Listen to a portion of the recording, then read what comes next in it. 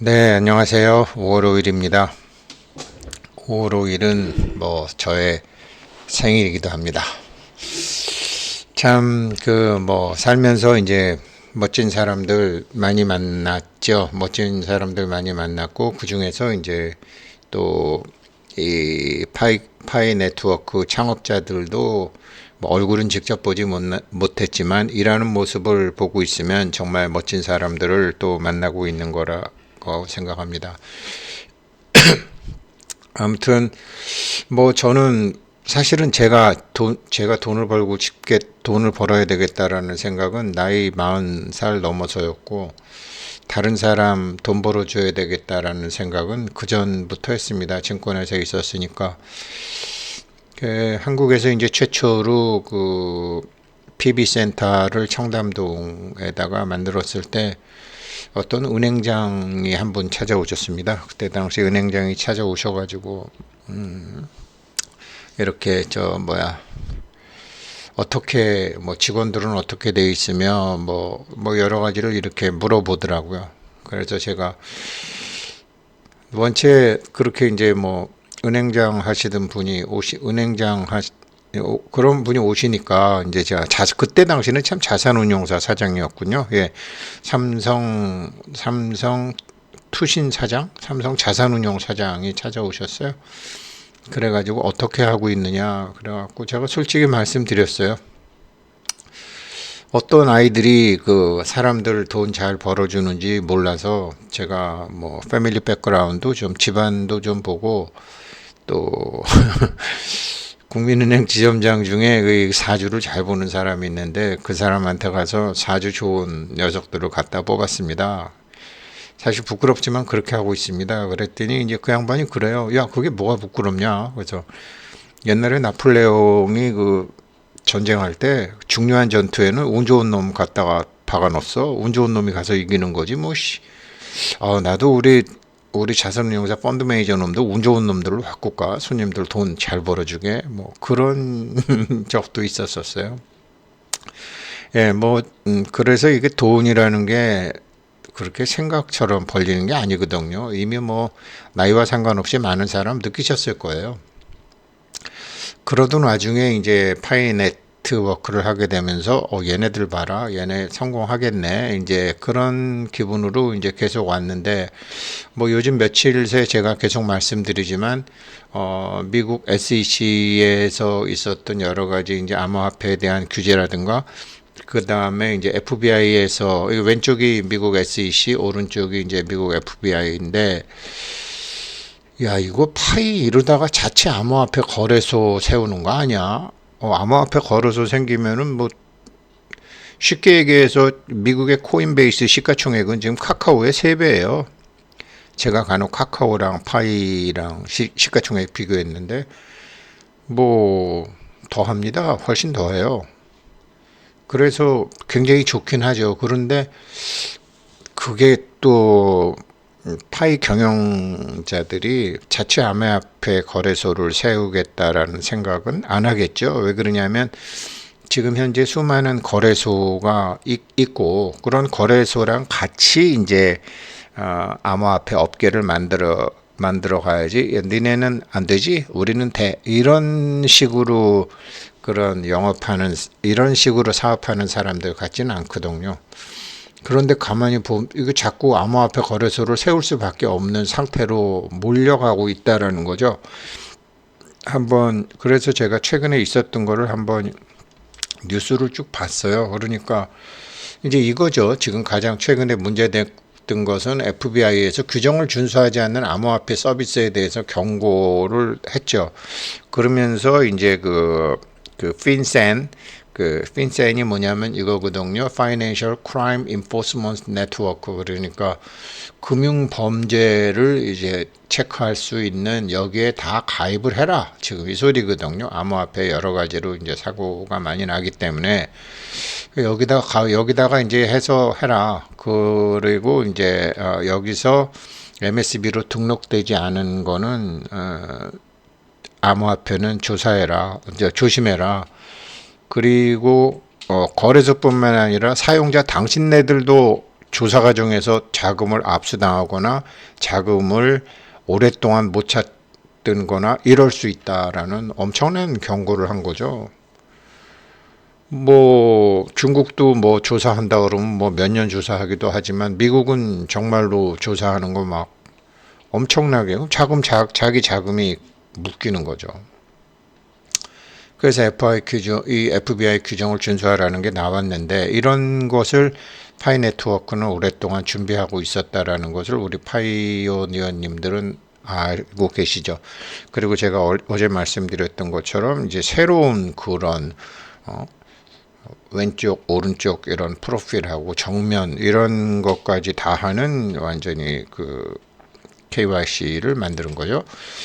그래서 지금 이제 이거 Financial Crime Enforcement Network 이거를 이제 하라 이거를 FBI에서 얘기를 했는데 그러면서 이제 미등록 금융 서비스업 통한 앞에 이용 경고를 하는데 여기에 등록이 돼 있는 데는 일단 코인베이스하고 크라켄이에요.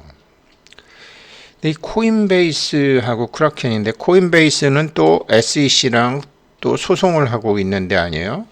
크라켄은 제가 왜 말씀드렸죠? 제가 아는 분이 이렇게 돈을 좀 빌리려고 했는데 암호화폐 담보로 돈을 빌리려고 했는데 모르겠어요. 중간에 그 사람이 저한테 없는 소리를 한 건지 안 그러면은 실제로 그랬는지 모르지만 뭐 거짓말할 사람은 아니고 실제로 하려고 그랬는데 안 됐을 것 같아요. 5억 불 담보대출 하려고 그랬는데 결국은 못했죠. 막 조사받는 과정에서.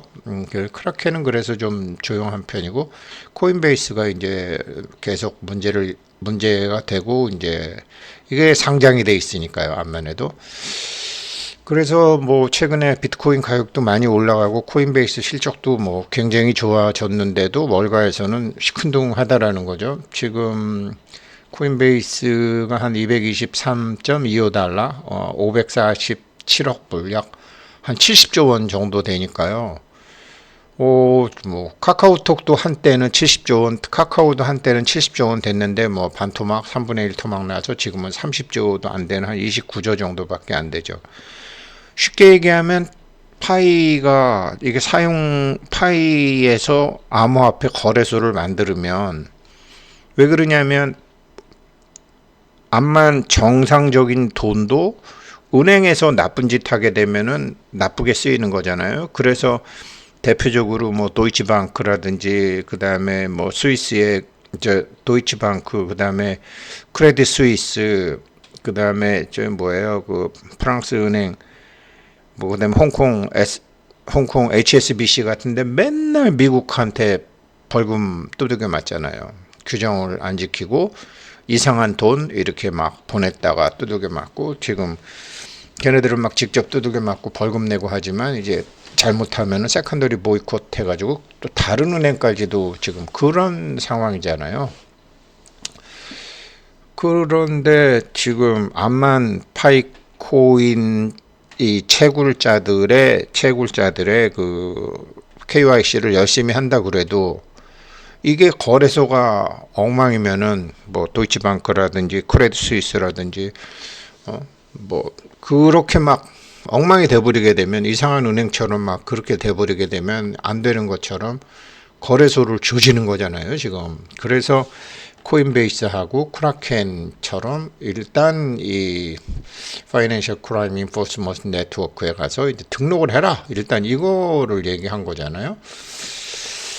그러니 이게 파이가 이런 상태로 거래소가 바뀌지 않으면은 파이가 거래소를 세울 수밖에 없다라는 거죠. 거래소를 세우면은 뭐 대박 나겠죠. 정말로. 그게 우리 파이오니어들한테 좋은 건지 안 그러면 파이 네트워크 자체에 좋은 건지는 잘 모르겠어요. 코인하고 주식하고는 좀 다른데 그래도 이 코인이 증권형이기 때문에 우리가 주주가 될 확률, 우리가 주주로서의 권리를 파이 네트워크가 암호화폐 거래소를 만든다 그러면 모든 규정과 법을 준수하는 거래소를 만든다 그러면 파이 코인 가격이 올라가긴 올라갈 거예요.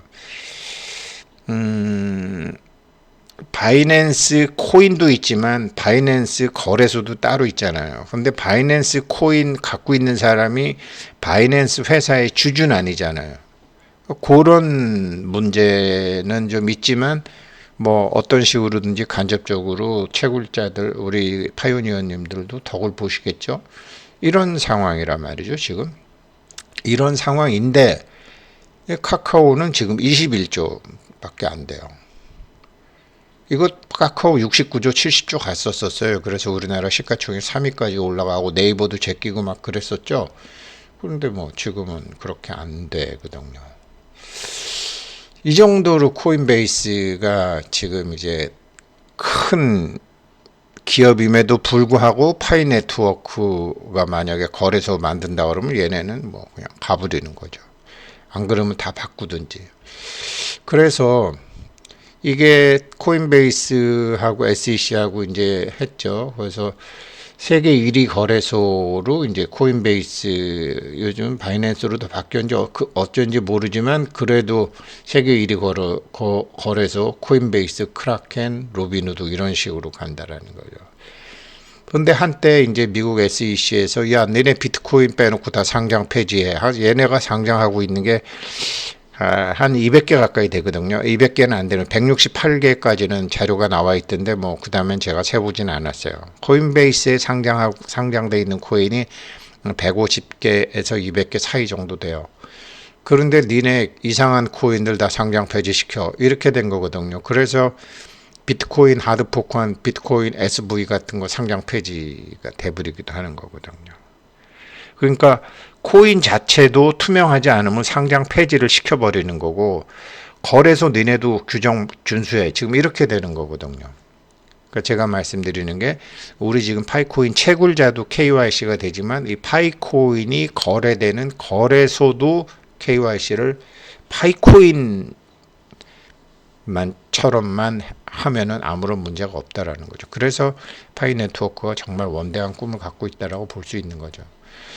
이게 암호화폐 이제 칼 꺼내든 게 이제 작년부터 계속 그러면서 바이낸스 제소하고 그 다음 날은 코인베이스 제소하고 그러면서 지금 암호화폐가 전부 다 사실은 비상인 게 코인베이스는 자기네들을 거래소라고 하면서 별짓을 다 한다. 은행 일도 하고 뭐 담보대출도 하고 뭐 별걸 다 한다.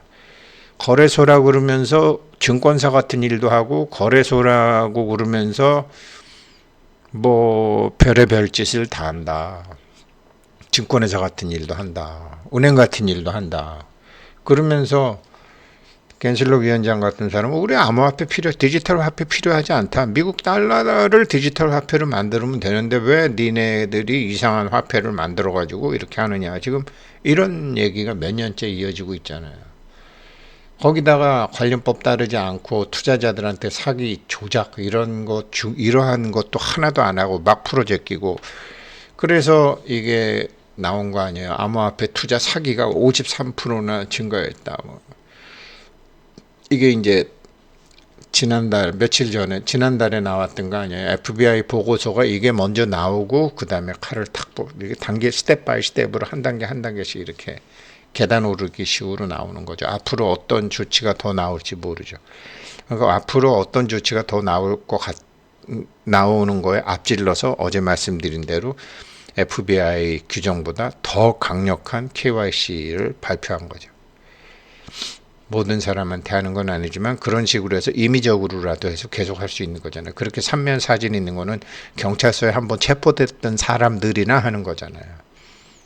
그래서 이거 텐터티브 KYC 된 사람, 임시 KYC 된 사람들에게 대해서 임의적으로 그렇게 다음 달부터 하겠다. 이런 게 나오는 거 아니에요. 이게 지금 규정을 만들어가고 있는 거거든요.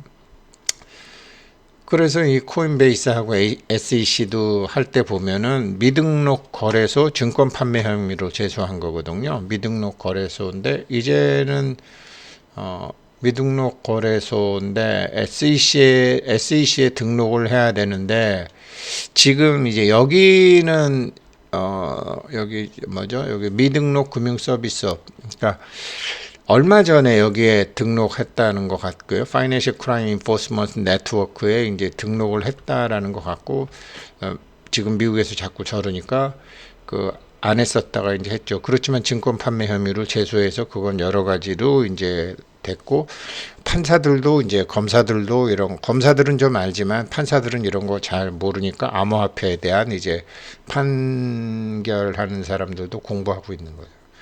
그래서 코인베이스, 크라켄 이런 데 암호화폐가 지금 그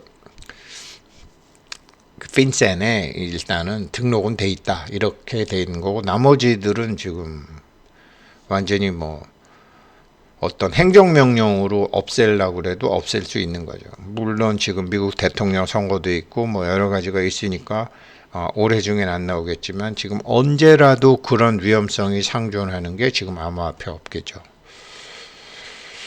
지금 그런 상황이래서 이걸 계속 몇 년 전부터 계속 암호화폐 사용자 거래소하고 사용자한테 해킹 경고를 한 거거든요. 우리는 이제 사용자죠. 지금 거래소를 조지고 있는 거죠. 지금 이제 사용자에 대한 KYC는 뭐 파이네트워크처럼 철저히 하는 데가 없죠. 그런데 거래소에 대해서는 지금 이거는 파이네트워크 코어팀에서도 어떻게 할 수 없는 거 아니에요. 그러니까 파이네트워크가 거래소를 만들 확률도 있다. 거래소를 만들 수밖에 없는 상황으로 몰려간다. 그렇게 되면 물론 대박이다. 그렇지만 대박에 못지않은 반대급부도 항상 있다. 여기 이제 이때 당시 신문 보게 되면은 FBI는 수신 우편물 관리를 철저히 하는 등, 이게 뭐냐면요, 우리나라는 이렇게 해외 이주민들이 한 5% 정도밖에 안 되지만, 외국에는 뭐 이렇게 막 중동에서 넘어온 사람, 아프리카에서 넘어온 사람, 이런 사람, 주소지가 없는 사람들이 많잖아요. 그런 사람들한테 렌트를 안 주니까. 그래서 자기 이름으로 자기가 사는 우편물 받은 사진을 대서 KYC 하는 경우도 많아요. 유럽에서는 그런 게 많아요. 그래서 남의 집 주소를 자기 집 주소로 해가지고 이렇게 KYC 하는 사람들이 있다는 거예요. 그래서 우편물 관리를 철저히 해라. 주소 관리도 정말 철저히 해야 되는 거예요. 그리고 암호화폐 보유자들은 항상 이중 인증을 해라. 그래서 지금 파이도 보게 되면은 지문 인증이 있고 비밀 구절 인증이 두 개 이중 인증을 하고 있잖아요. 그렇게 되는 거고. 그리고 기술적으로 지금 이제 너무 뭐 심 스와핑이라든지 이렇게 핸드폰의 유심을 이렇게 물리적으로 기술적으로 뭐 탈취하는, 남의 걸 뺄 수도 있지만 기술적으로 또 할 수도 있나 봐요. 이런 거를 해커들이 막 공개를 하고 나니까 지금 이 재산 관리하기가 굉장히 힘든, 도둑놈들이 너무 많다라는 거죠. 해커를 가장한 도둑놈들이. 그러니까 거래소를 확실하게 KYC를 해야 되고, 또 채굴한 사람도 채굴을 해야 되고, 가령 우리 파이오니어님들이 채굴을 했는데 나중에는, 지금은 안 돼도 나중엔 될 거예요. 자기가 채굴을 했는데 해킹을 당했다. 그런데 이게 다른 데서 어디서 거래됐다. 그러면 그 사람은 도난 신고를 했어.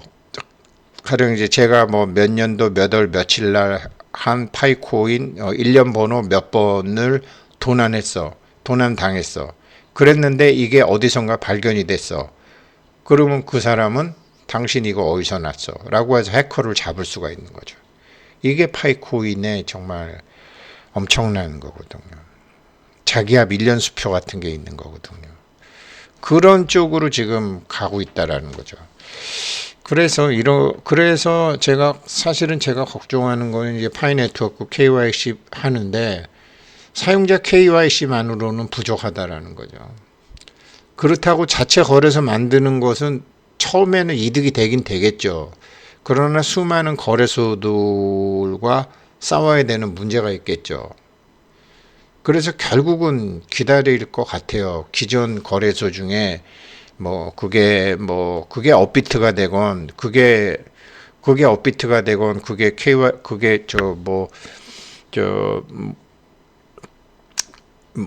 코인베이스가 되건, 그게 크라켄이 되건, 그게 바이낸스가 되건, 지금 파이코인 KYC 수준의 KYC를 하는 거래소가 생길 때까지 기다릴 것 같아요. 상장도. 아니면 할 수 없이 파이네트워크에서 거래소를 만들어야 되겠죠.